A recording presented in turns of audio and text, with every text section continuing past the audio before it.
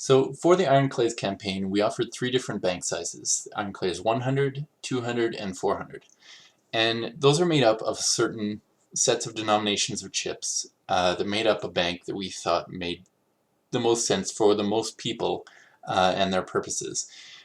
We also offered the option to build your own bank. So if you wanted to totally customize exactly what sleeves made up your bank of Iron Clays, you had that option.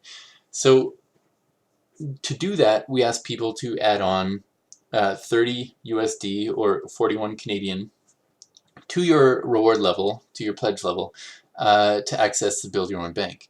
Now, even if you didn't do that during the campaign, you can still switch into a Build Your Own Bank pledge level by switching levels here. But we've got a backer open with a Build Your Own Bank pledge level selected, and I'm going to click Get Started. So here it asks us these pledge questions of which sleeves of chips we want to build up our bank. So it's got all the images of the chips here. And for each of my sleeves, a sleeve is 20 chips, I can choose what denomination I want.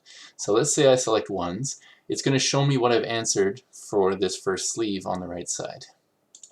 When I click next, it moves on to the next question. I might want another sleeve of ones, and maybe a 5. Let's go 20. Now at this point, at any time, you can jump back to a previous question by clicking on it on the right side. So I might select question 4, it's highlighted now. I see my previous answer. I might change that to a 10. So now I've got a 10 here.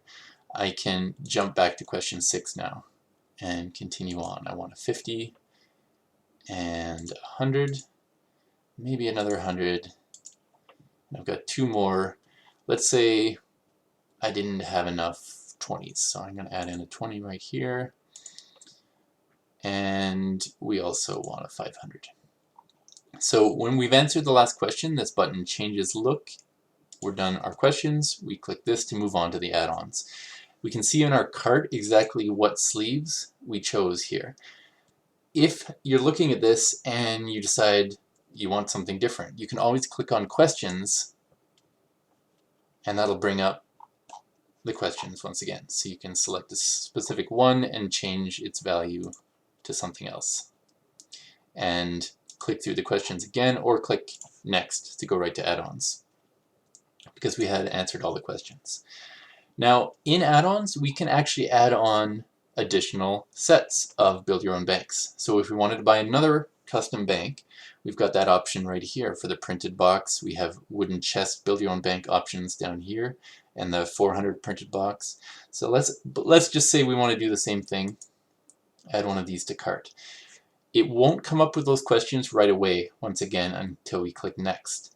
So because you might add on multiple options, multiple add-ons, when you click next, it will go through the questions for each of these add-ons one at a time. So now we're looking at our add-on number 1, again choosing which sleeves we want.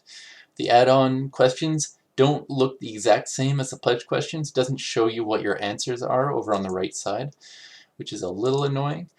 But as it highlights these questions, we can always go back and it shows us our options, and it will show us a summary again at the end of answering these and see exactly what we've got.